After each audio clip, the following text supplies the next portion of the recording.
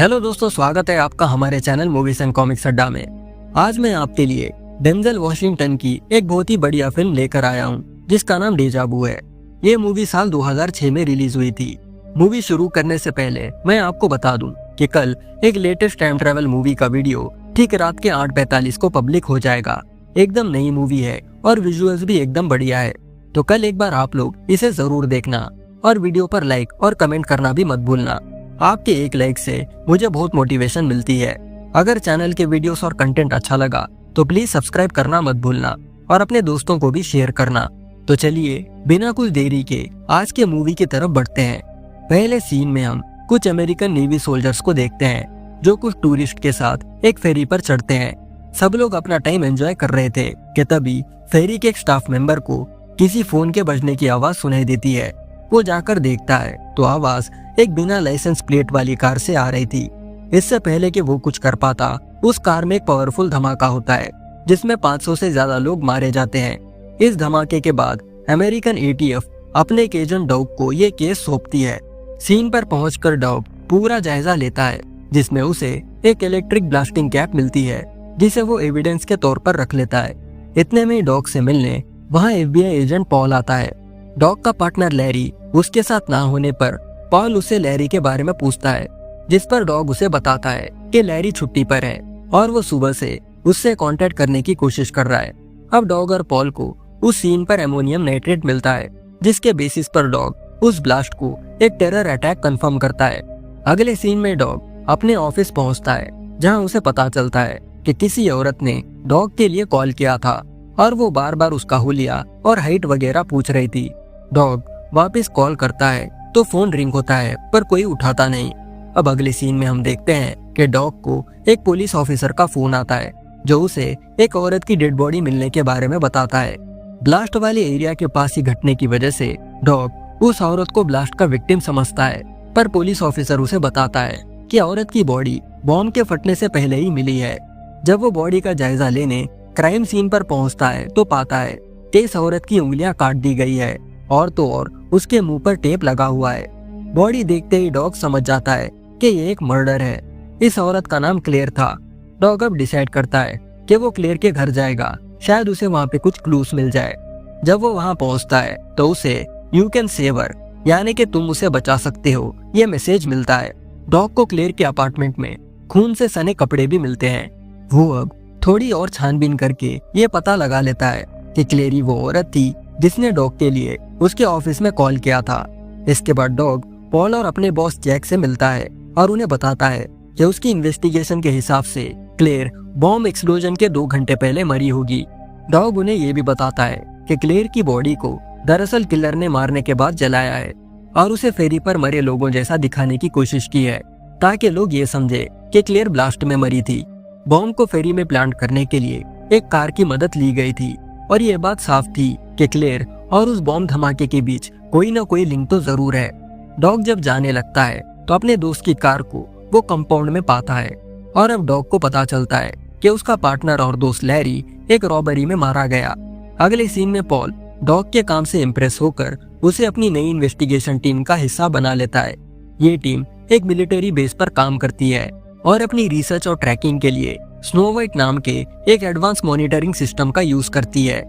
इस सिस्टम की मदद से इन्वेस्टिगेटर्स किसी भी टारगेट एरिया में 4 दिन और 6 घंटे पहले क्या हुआ ये सब देख सकते थे, लेकिन सिर्फ एक ही बार। उन्हें बस किसी भी जगह एक शख्स को फॉलो करना है और उसके थ्रू वो पास्ट में घटे इवेंट्स को देख सकते हैं। इसलिए पॉल को डॉग की जरूरत थी जो किसी भी जगह पर एक नजर डाले और काम की इंफॉर्मेशन खोज निकाले। ये सब सुनकर डॉग कहता है कि उन्हें क्लेयर को फॉलो करना चाहिए। अब स्नो वाइट क्लेयर पर लॉक कर दी जाती है। हम अब क्लेयर के 4 दिन और 6 घंटे पहले वाले वर्जन को देखते हैं। इतने में डॉग को उनके फॉरेंसिक टीम से कॉल आता है ये बताने के लिए कि उन्हें क्लेयर के अपार्टमेंट में डॉग के फिंगरप्रिंट्स मिले हैं, पर हम जानते हैं कि डॉग ने तो वहाँ ग्लव्स यूज किए थे, उसके प्रिंट्स वहाँ पर नहीं होने चाहिए। तो फिर डॉग के फिंगरप्रिंट्स क्लेयर के घर में कैसे आए? इसके बाद हम देख पाते हैं कि क्लेयर को उसके फोन पर उसकी कार का बायर कॉल करता है। डॉग को अब लगता है कि ये बायर कोई बायर नहीं है बल्कि यही क्लेयर का मर्डरर है। क्लेयर उस बायर को अपने घर का एड्रेस दे देती है। फोन को ट्रैक करने के बाद वो कॉलर की लोकेशन तो देख पाते हैं पर डिम लाइटिंग की वजह से इन्वेस्टिगेटर्स उसका चेहरा नहीं देख पाते। जब वो बाहर जाने लगता है तो इन्वेस्टिगेटर्स उसके बैकपैक को ट्रैक करने लगते हैं। यहाँ डॉग को भी शक होने लगता है कि स्नो वाइट सिर्फ एक एडवांस सर्वेलेंस सिस्टम नहीं है, ये इससे भी कुछ ज्यादा है। अपना शक कंफर्म करने के लिए डॉग एक लेजर पॉइंटर क्लेयर की तरफ पॉइंट करता है और अब 4 दिन पहले वाली क्लेयर इस लेजर पॉइंटर को देख पा रही थी, जो डॉग प्रेजेंट में बैठकर उस पर प्रोजेक्ट कर रहा था।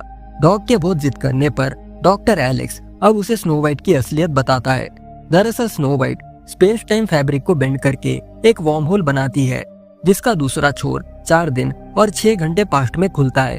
अब डॉग कहता है कि अगर वो लाइट को पास्ट में भेज सकते हैं तो शायद वो और भी चीजों के साथ ऐसा कर सकते हैं। अब डॉग एलेक्स को उसके पास्ट वर्जन के लिए एक मैसेज भेजने को बोलता है। मैसेज में सस्पेक्ट से रिलेटेड कुछ इन्फॉर्मेशन थी, पर यह मैसेज डॉग के बजाय उसके पार्टनर लैरी को मिलता है। मैसेज की सीरियसनेस देखकर लैरी उस किलर को ढूंढने निकल पड़ता है। लैरी सस्पेक्ट को ढूंढने में कामयाब तो रहता है, लेकिन वो सस्पेक्ट के हाथों बेरहमी से मारा जाता है। सस्पेक्ट लैरी की बॉडी को अपनी गाड़ी में डालकर वहां से भाग निकलता है। वो अब सीधा ईस्ट की तरफ ड्राइव करने लगता है और स्नो वाइट की रेंज से बाहर जाने लगता है। अब यहाँ से अगर उसे ट्रैक करना है तो उन्हें स्नो वाइट के गॉगल रिग को यूज करना होगा। डॉग अब तुरंत इसके लिए मान जाता है और जैसे ही वो गॉगल्स पहनता है वो 4 दिन पास्ट में पहुंच जाता है। किलर को पकड़ने के लिए डॉग को रॉन्ग साइड ड्राइव करना पड़ता है, जिसमें उसके हाथों कई एक्सीडेंट्स हो जाते हैं। लकीली डॉग किलर के सीक्रेट अड्डे के बारे में पता लगा लेता है। किलर अब लैरी को कार से बाहर निकालकर उसे फिर से शूट करके उसके बॉडी को जला देता है। पास्ट में डॉग के लिए नोट छोड़ने का क्लियरली कोई फायदा नहीं था, पर लैरी ने किलर की गाड़ी काफी डैमेज कर दी थी, जिसकी वजह से उसे अब नई गाड़ी चाहिए। और अब वो इसके लिए क्लेयर को चुनता है, क्योंकि क्लेयर अपनी कार बेचना चाह रही थी। यानी कि क्लेयर को बचाने की कोशिश में वो क्लेयर को और गहरे गड्ढे में ढकेल देता है। पर इस पूरे इवेंट से एक चीज अच्छी ये होती है कि वो किलर को आइडेंटिफाई कर पाते हैं।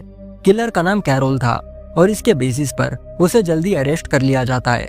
डॉग अब कैरोल से उसके मकसद के बारे में पूछता है, जिस पर कैरोल कहता है कि वो किस्मत में बिलीव करता है और उसके किस्मत में फेमस होना लिखा है।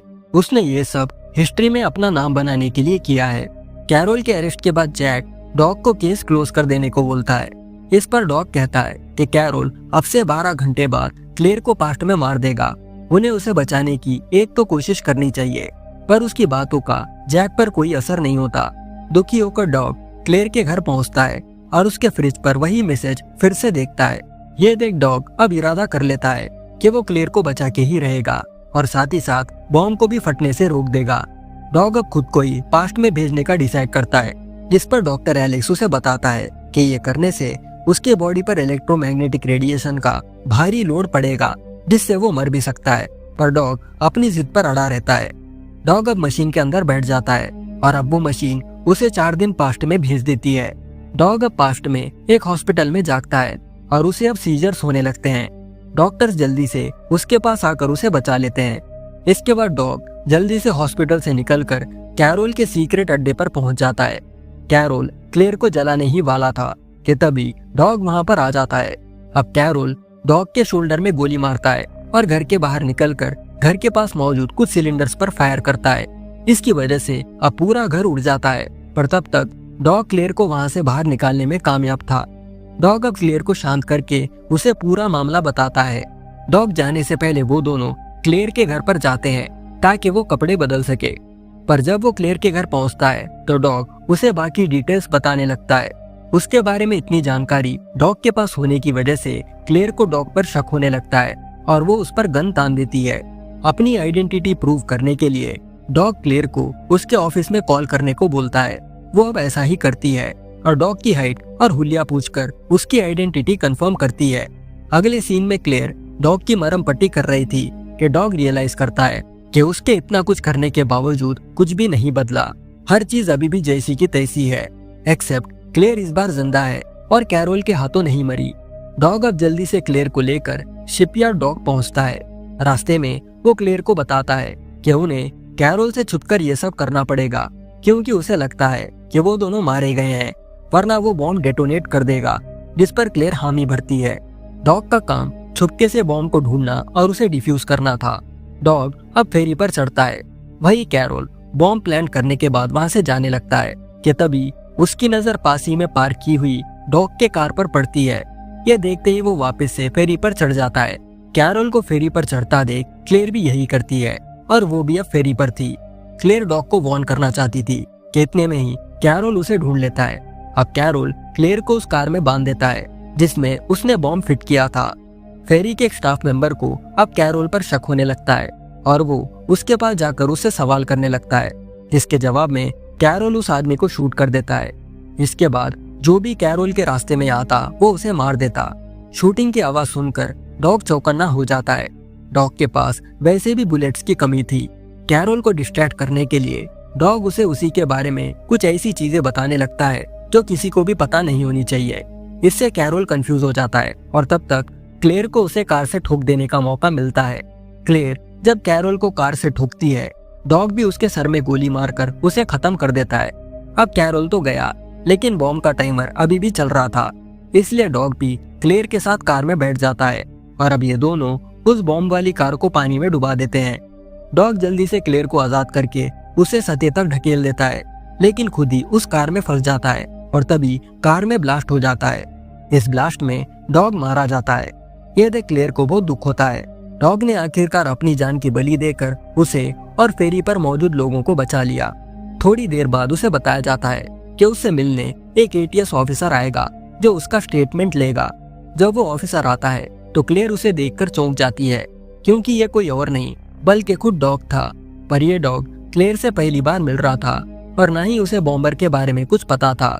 यहाँ हमें इस मूवी का फाइनल ट्विस्ट पता चलता है कि जिस टाइम पर डॉग और क्लेयर कैरल को हराने में लगे थे, तब डॉग का एक पुराना पास्ट वर्जन भी कहीं मौजूद था, क्योंकि ये डॉग फ्यूचर से आया था ताकि वो क्लेयर और फेरी पर मौजूद लोगों को बचा सके। इस फ्यूचर वर्जन के मरने के बाद सिर्फ एक ही डॉग बचा, जिसने अभी ये केस देखा तक नहीं था।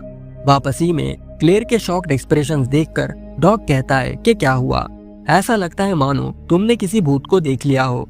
इसी लाइन और क्लेयर के हंसने की आवाज के साथ ये मूवी यहाँ पर खत्म हो जाती है। वीडियो एंड करने से पहले हम लोग पिछले वीडियो पर कमेंट करने वालों के नाम देख लेते हैं। पहला है इम्पोस्टर 1128, सेकंड है द टाइम वॉज 365, थर्ड है प्रांजल और फोर्थ है अनाया झा, फिफ्थ है सोनू धलीवाल 4747, सिक्स्थ है अमोल मगर 4089 और सेवंथ है सैम 1B0V, एट्थ है शुभेंदु साहा 1990 और आखिरी 9th कमेंट है तमन्ना शेख B3M का। तो दोस्तों, इन्हीं नामों के साथ ये वीडियो भी यहीं खत्म होता है। आशा करता हूँ कि आपको ये वीडियो अच्छा लगा होगा। दैट्स ऑल फॉर टुडे दोस्तों, हम मिलते हैं अगले वीडियो में। Thanks for watching.